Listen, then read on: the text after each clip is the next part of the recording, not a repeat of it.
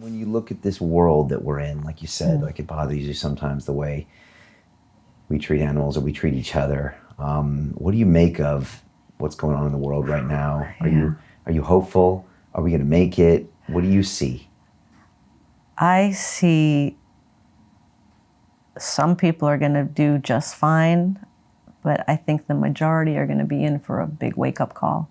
I think the economy can't sustain. I mean, worldwide, everybody's very tied together. There's a lot of money games going on. You know, Russia and China are getting together to kind of devalue the US dollar. So there's a lot of money games going on. There's stuff going on with Iran. There's stuff going on with oil.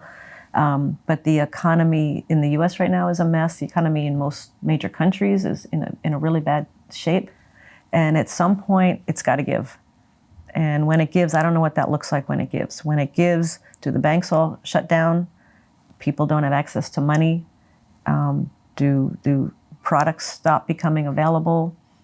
I think there's going to be a financial, I don't know if it's a financial collapse, but it's going to be a big financial correction, more than a correction.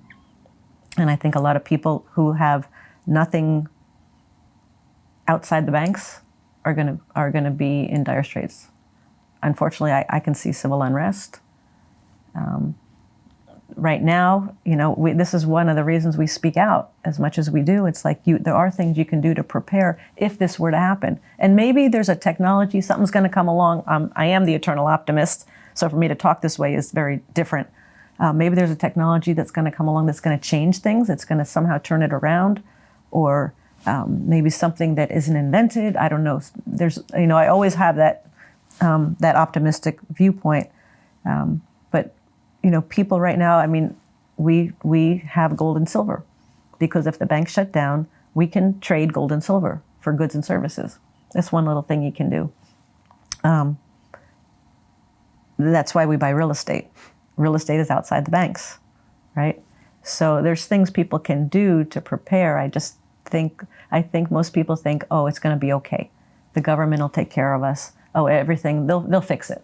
I think they all think it'll be fixed. They'll fix it. Well, right now they're just kicking the can down the road. They know it's all broken. They know most countries are bankrupt. People have a sense that something's wrong, but many of them, if they're not educated, they don't know what's wrong. So unfortunately, I think there's going to be a real awakening happening, and for a lot of people, they're going to struggle. And it could make 2008 look tame. Right. Very tame. Right. Very tame. And we talk, because we have the Rich Dad radio show, we talk to a lot of top economists. We talk to a lot of top investment people who travel the world, who see what's going on in all these different countries, and they don't have an optimistic picture. So I think right now, the best thing you can do is there are things you can start preparing. Just buy gold or silver. Buy silver. That's one thing you can do. Look at real estate. Look at real assets.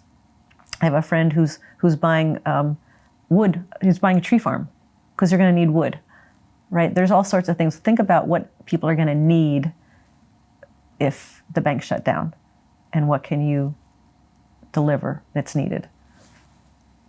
Yeah, and I feel like it's been 11 years since our last crash, and it's all been forgotten. Yeah, you know, a lot of the younger generation doesn't understand that the economic party doesn't last forever. No, but you know. Like they probably wouldn't understand all of a sudden there's like business is down and there's no money, and like that whole concept is really foreign to a lot of people. And Robert called the crash in 2016, and the reason why we think it didn't crash because we didn't anticipate that they would be printing all this money.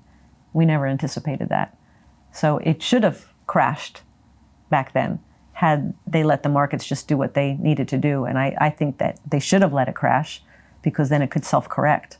But now that they've propped it up with all this money that they've printed, and it all went to the stock market, and it all went to corporations who used it to buy back their own stock. It didn't go into the economy. It didn't go into consumers.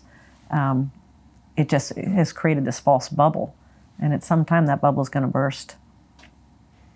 Yeah, and this is a bit of what Robert's talking about with his latest book, Fake. Yeah, which he goes into it with much more detail, which is And I think it's definitely worth talking about, you know. And I worked in the banking system, and I understand how we just assume the banks are always there, and they have a little digital ones and zeros that have your savings in there that are in these fiat currencies that we assume are going to be around Safe, till the end of time. Yeah. But they're not. And even if you look at the history, you know, 100 years ago, like, this stuff isn't always there. Yeah. And we've been living in this kind of little bit of a paradise, you know, these last 10, 20, 30 years, even with our corrections and quote unquote crashes.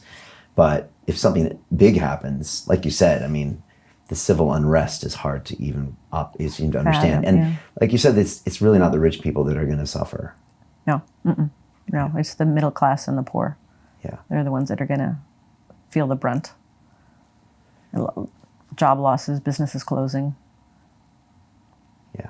So it's important for people to start being educated and taking steps today. Yeah, and they can take a step right today. They could start today, just little things.